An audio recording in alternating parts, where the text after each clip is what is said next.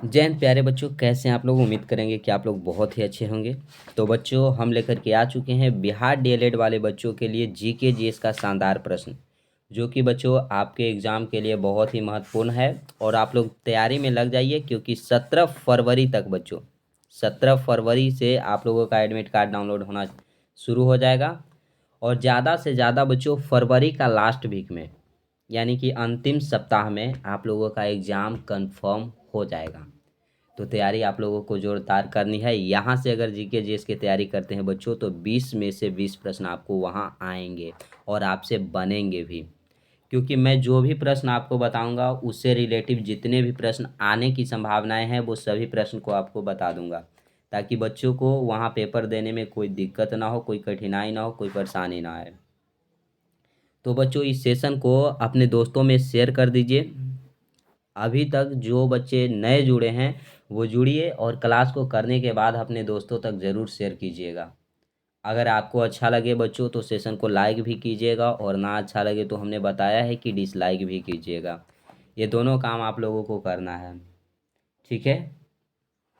और चैनल को बच्चों, जो भी बच्चे अभी तक सब्सक्राइब नहीं किए हैं, वो चैनल को सब्सक्राइब कर करके घंटी को दबाइए और बेल आइकन को ऑल पे सेट कर लीजिए, ताकि जब वीडियो अपलोड करें उसका नोटिफिकेशन मिले और आप सभी बच्चे सही समय पर क्लास को अटेंड कर सकेंगे। पीडीएफ अगर चाहिए बच्चों क्लास का, तो टेलीग्राम का लिंक हमने डिस्क्रिप्शन में दे रखा है। वहाँ पे कुछ बच्चे जुड़ भी चुके हैं, तो आप लोग भी टेलीग्राम से जुड़िए। टेलीग्राम से बच्चे आप लोग भी जुड़ जाइए, ताकि आपको पीडीएफ मिले, क्लास का इन्फॉर्मेशन मिले। और डेली बच्चों जीके जीएस और हिंदी का क्लास डीएलएड वाले बच्चों के लिए चलता है। ऐसे तो बच्चों जीके जीएस भारत के सभी कम्पिटिटिव एग्जामों के लिए चलता है। जो बच्चे डीएलएड की तैयारी करते हैं तो वो डीएलएड वाले बैच में जुड़िए, और जो और भी अदर कम्पिटिटिव एग्जाम की तैयारी करते हैं बच्चे उसमें जुड़ेंगे। तो चलते हैं पहले प्रश्न पे, आप लोगों का ज़्यादा टाइम नहीं लेंगे। तो चलिए आप और हम मिलकर के पहले प्रश्न से सेशन को आगे बढ़ाते हैं। क्वेश्चन कहता है कि भारत में श्वेत क्रांति के पिता के रूप में किसे जाना जाता है। भारत में बच्चों श्वेत क्रांति के पिता आपसे पूछा गया, तो श्वेत क्रांति आप लोग जानते हैं किससे संबंधित है। तो श्वेत क्रांति मेरे प्यारे शेर शेरनियों दुग्ध उत्पादन से संबंधित है। दुग्ध उत्पादन, दूध उत्पादन से क्या हो जाएगा, संबंधित हो जाएगा। भारत में अगर पूछा जाए बच्चों कि भारत में दूध का उत्पादन कब से शुरू हुआ, तो सन 1970 ईस्वी में शुरू हुआ है बच्चों दूध का उत्पादन। जो कि श्वेत क्रांति का जनक पूछा गया, डॉक्टर वर्गीज कुरियन हो जाएंगे, जो कि श्वेत क्रांति के जनक हैं। ठीक है, इतना नोट कीजिएगा। आंसर आप लोगों का बी राइट हो जाएगा। फिर आते हैं आपका एम एस स्वामीनाथन। इनको साथियों भारत में, कहाँ पे बच्चों, भारत में हरित क्रांति का जनक माना जाता है। हरित क्रांति, हरित क्रांति का बच्चों जनक भारत में कौन हो जाएंगे, एम एस स्वामीनाथन। अगर पूरे विश्व में पूछ दिया जाए आपसे कि हरित क्रांति का जनक पूरे विश्व में कौन है, तो डॉक्टर नॉर्मन बोरलॉन्ग है। डॉक्टर नॉर्मन बोरलॉन्ग हो जाएंगे। बोरलॉन्ग हो जाएंगे बच्चों, डॉक्टर नॉर्मन बोरलॉन्ग जो हो जाएंगे, वो पूरे विश्व में हरित क्रांति के जनक हो जाएंगे। डॉक्टर वर्गीज कुरियन श्वेत क्रांति के जनक हैं। ठीक है, श्वेत क्रांति दूध उत्पादन से संबंधित हो जाएगा। भारत में दूध का उत्पादन सर्वप्रथम कब शुरू हुआ, 1970 में। नेक्स्ट आता है कि सामाजिक अनुबंध प्रसिद्ध पुस्तक किनकी है। सामाजिक अनुबंध प्रसिद्ध जो पुस्तक है बच्चों, वो किनकी है, तो यह है मेरे शेर शेरनियों रूसो की है। मॉन्टेस्क्यू की एक सिद्धांत है बच्चों, शक्ति का पृथक्करण। सभी बच्चे याद रखिएगा, शक्ति का पृथक्करण, पृथक्करण यह किसका सिद्धांत है, तो यह मॉन्टेस्क्यू का सिद्धांत हो जाएगा। ऑप्शन नंबर ए आपका राइट आंसर हो जाएगा। अगले प्रश्न पे चलना है। क्वेश्चन कहता है कि भारत में संविधान के अनुसार, भारत के संविधान के अनुसार निम्नलिखित में से कौन स्वतंत्रता के अधिकार में शामिल नहीं है। स्वतंत्रता के अधिकार में बच्चों बताइएगा कौन शामिल नहीं है। तो बच्चे हम यहाँ आपको बताएंगे कि जो स्वतंत्रता का अधिकार जो है ना, ये आता है आर्टिकल आपके 19 से लेकर के 22 तक। 19 से 22 तक स्वतंत्रता का अधिकार है। उसी में आप बताना है आपको कि कौन स्वतंत्रता के अधिकार में शामिल नहीं है। तो भाषा एवं अभिव्यक्ति की स्वतंत्रता, ये बच्चों आपका आता है आर्टिकल 19A में। भाषा एवं अभिव्यक्ति की स्वतंत्रता किस में है? आर्टिकल 19 में इसकी वर्णन है। सशस्त्र धारण करने की स्वतंत्रता, ये जो है बच्चों सशस्त्र धारण करने की स्वतंत्रता, यह स्वतंत्रता के अधिकार में शामिल नहीं है। तो इसीलिए ऑप्शन नंबर आपका बी जो है वो राइट हो जाएगा। नेक्स्ट है कि संगठन बनाने की स्वतंत्रता, ये आपका आर्टिकल 19C में इसका वर्णन है। किसी पेशा को स्वीकार करने की स्वतंत्रता, किसी भी पेशा को बच्चों स्वीकार करने की जो स्वतंत्रता है वो आर्टिकल 19F में इसका वर्णन किया गया है। क्लियर हो जाएगा बच्चों। यहाँ तक कोई अगर समस्या हो तो कमेंट बॉक्स में सभी बच्चे को कमेंट करना है, और समस्या ना हो तो एक बार सेशन को शेयर कर देना है। ठीक है, अगले प्रश्न की ओर चलेंगे। चैनल को जो बच्चे सब्सक्राइब नहीं किए हैं वो चैनल को सब्सक्राइब कर लेंगे ज़रूर। अखिल भारतीय किसान सभा का गठन कब और कहाँ हुआ? अखिल भारतीय किसान सभा का गठन कब और कहाँ हुआ? तो बच्चों 1936 ईस्वी में लखनऊ में अखिल भारतीय किसान सभा का गठन हुआ। ऑप्शन नंबर जो डी है वो राइट हो जाएगा। अगर हम क्वेश्चन पूछे बच्चों कि अखिल भारतीय किसान सभा जो है इसका पहला अध्यक्ष कौन थे? पहला बच्चों, पहला आपसे अध्यक्ष पूछ दिया जाएगा, पहला अध्यक्ष कौन थे? तो पहला अध्यक्ष हो जाएंगे बच्चों स्वामी सहजानंद सरस्वती। स्वामी बच्चों कौन हो जाएंगे? स्वामी सहजानंद सरस्वती। स्वामी सहजानंद सरस्वती जो हो जाएंगे अखिल भारतीय किसान सभा के प्रथम अध्यक्ष हो जाएंगे। और इन्होंने, स्वामी सहजानंद ने बच्चों 1929 बिहार में किसान सभा का गठन किए थे। प्रांतीय किसान सभा का गठन, प्रांतीय किसान सभा का अगर पूछा जाए बिहार में प्रांतीय किसान सभा का गठन किसने किया, तो गठन किए थे बच्चों स्वामी सहजानंद सरस्वती ने ही 1929 ईस्वी में। याद रहेगा बच्चों, ऑप्शन आप लोगों का डी राइट आंसर है और इसे याद रखना होगा। अगले प्रश्न पे चलेंगे हम। अगला देखिए, राज्यसभा के सदस्य का कार्यकाल कितने वर्षों का होता है? राज्यसभा बच्चों एक अस्थाई सदस्य है। क्या है? राज्यसभा अस्थाई सदस्य है। राज्यसभा को कभी भी भंग नहीं किया जा सकता है। राज्यसभा भंग नहीं होता, इसीलिए राज्यसभा क्या है? अस्थाई सदस्य है। ठीक है।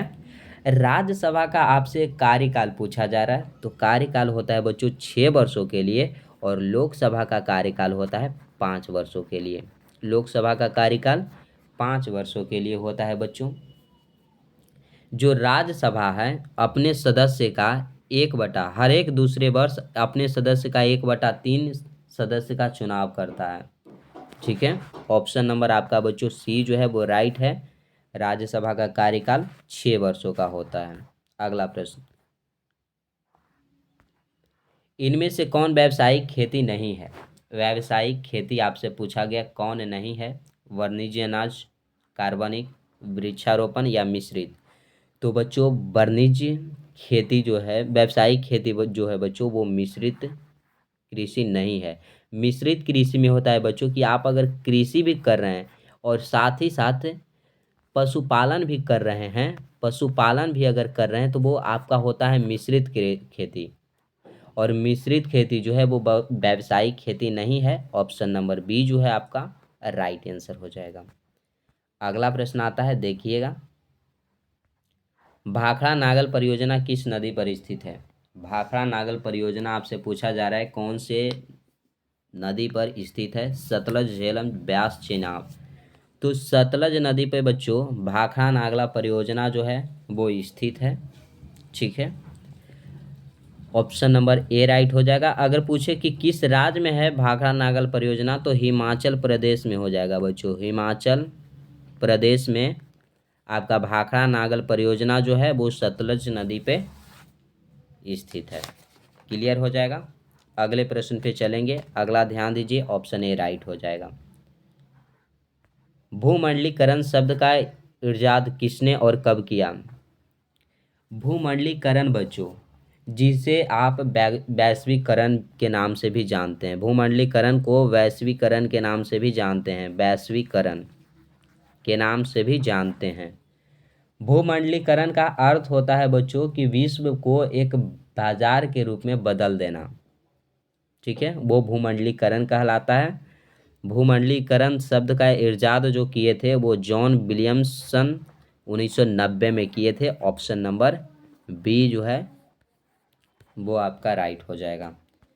अगला प्रश्न आता है, देखिएगा। लोकतंत्र के विकास के तीसरे चरण में किस विचार को मान्यता मिली? लोकतंत्र के विकास के बच्चों तीसरे चरण में किस विचार को मान्यता मिली है, ये पूछा गया।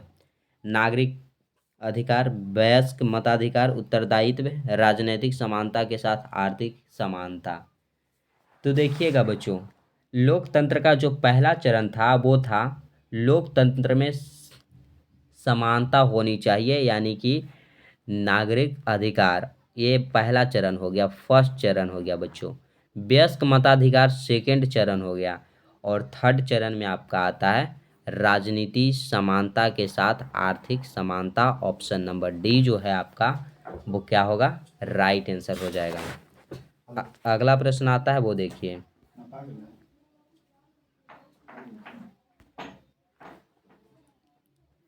शासन ने समाचार पत्रों, पुस्तक, नाटकों और गीतों में कही गई बातों को नियंत्रित करने के लिए सेंसरशिप कानून लागू किया और स्वतंत्रता एवं आज़ादी के विचारों को प्रतिबंधित किया।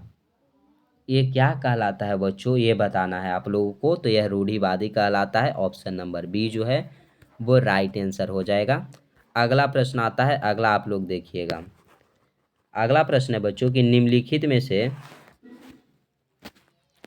कौन एक अपतटीय तेल क्षेत्र है? अपतटीय तेल क्षेत्र आपसे पूछा गया कौन है, तो ये बच्चों मुंबई हाई जो है यह अपतटीय क्षेत्र है।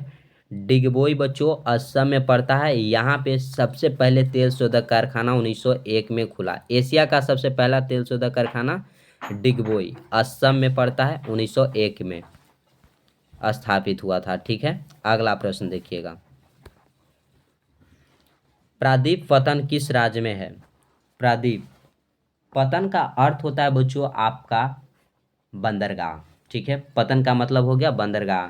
तो वही पूछा गया कि प्रादीप बंदरगाह किस राज्य में है, तो ये बच्चों उड़ीसा में है। ठीक है, ऑप्शन नंबर बी जो है वो राइट हो जाएगा।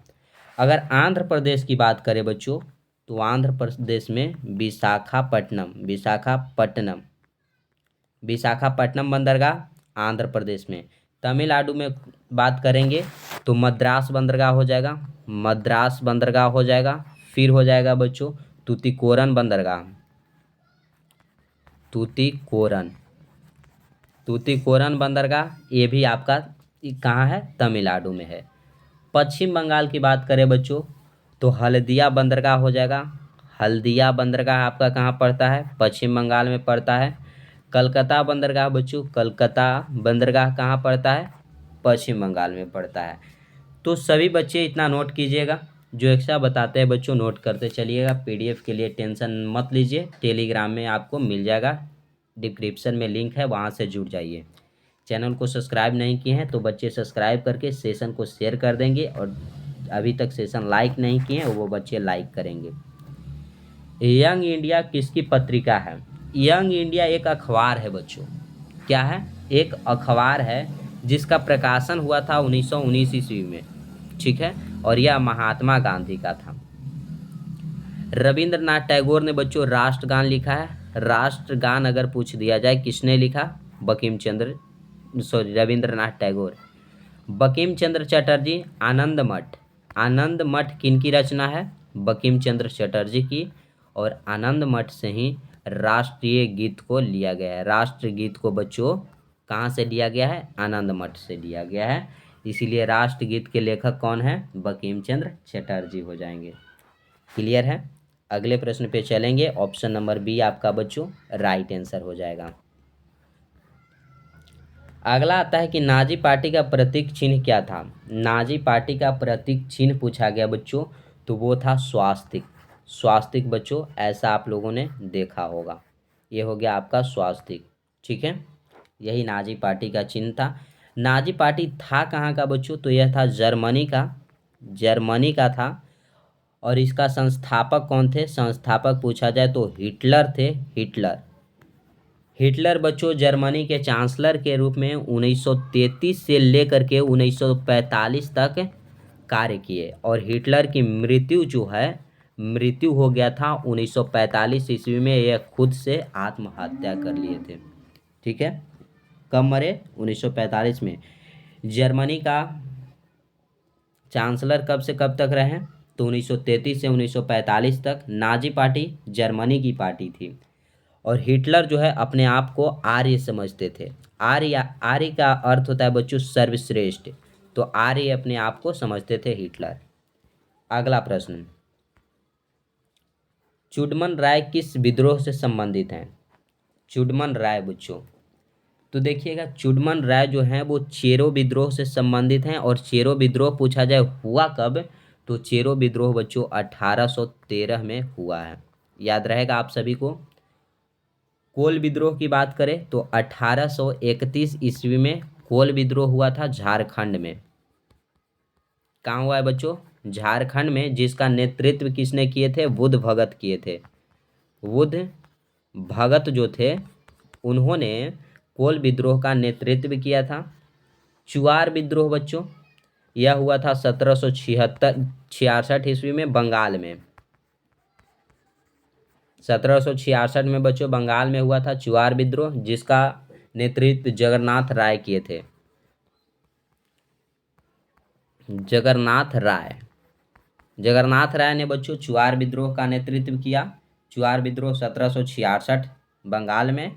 कोल विद्रोह 1831 झारखंड में, जिसका नेतृत्व बुद्ध भगत किए। चेरो विद्रोह बच्चों 1813 में हुआ, जिससे संबंधित हैं चुडमन राय, यानी कि नेतृत्व किए। ऑप्शन नंबर ए आपका राइट हो जाएगा। अगला कहता है कौन सा ऊर्जा स्रोत अनवीकरणीय है? अनवीकरणीय, तो कोयला जो है बच्चों अनवीकरणीय है। पूछा जाए कि जल से विद्युत बनाने की शुरुआत कब हुई? तो 1800 बच्चों 97 में जल से विद्युत बनाने की शुरुआत हुई है। ऑप्शन सी राइट है, कोयला अनवीकरणीय स्रोत है। काली मिट्टी का दूसरा नाम क्या है? काली मिट्टी का आपसे दूसरा नाम पूछा जा रहा है, तो रेगुर मिट्टी बच्चों बोल सकते हैं, जो ज़्यादातर महाराष्ट्र और गुजरात में पाया जाता है। गुजरात में पाया जाता है बच्चों। रेगुर मिट्टी यानी कि काली मिट्टी में कपास की खेती सबसे अधिक होती है। किस चीज़ की खेती सबसे अधिक होती है? कपास की। लाल मिट्टी की अगर विस्तार पूछा जाए तो तमिलनाडु में सबसे अधिक हो जाएगा बच्चों, फिर छत्तीसगढ़ में हो जाएगा। छत्तीसगढ़, तमिलनाडु, इस सभी स्थानों पे लाल मिट्टी की जो विस्तार है वो अधिक है। बलुई मिट्टी, जिसे जलोढ़ मिट्टी भी कहते हैं, इसका विस्तार उत्तरी बिहार में है। उत्तरी बिहार में। क्लियर है साथियों? अगले प्रश्न की ओर चलें। अगला देखिएगा, इनमें से कौन सा वृक्ष पर्वतीय वन में पाया जाता है? पर्वतीय वन में बच्चों चेस्टनट, अर्जुन, शीशम या चंदन? चंदन साथियों कर्नाटक में सर्वाधिक होता है। कर्नाटक में सबसे अधिक चंदन होता है। क्लियर है बच्चों? चेस्टनट जो है वो पर्वतीय वन है, जो कि ज़्यादातर चेस्टनट बच्चों पर्वतीय क्षेत्र असम और मेघालय में होता है। असम और कहाँ होता है? मेघालय क्षेत्रों में बच्चों, मेघालय के क्षेत्रों में ये पाया जाता है। ऑप्शन नंबर ए राइट हो जाएगा। अगला है कि एक प्रतिनिधित्व भिन्न में अंश हमेशा क्या होता है? एक प्रतिनिधि भिन्न में बच्चों अंश जो है वो हमेशा एक होता है। ऑप्शन नंबर ए जो है आपका राइट आंसर हो जाएगा। क्लियर है साथियों? तो आज हम इस सेशन को यहीं पे आगाज़ करेंगे। सेशन अच्छा लगे बच्चों तो सेशन को सभी बच्चे लाइक करेंगे, दोस्तों तक शेयर करेंगे। कमेंट बॉक्स आपके लिए बच्चों ओपन है, सभी बच्चे कमेंट करेंगे कि ये सेशन कैसा लगा और डेली का सेशन कैसा लगता है। ठीक है, चैनल को जो बच्चे सब्सक्राइब नहीं किए हैं वो चैनल को सब्सक्राइब ज़रूर करेंगे, घंटी को दबाइए और घंटी को बच्चों ऑल पे सेट कर लीजिएगा, ताकि डेली क्लास मैं अपलोड करता हूँ हिंदी और जीके का, तो उसका नोटिफिकेशन आपको मिले और आप सबसे पहले क्लास को अटेंड कर सकेंगे।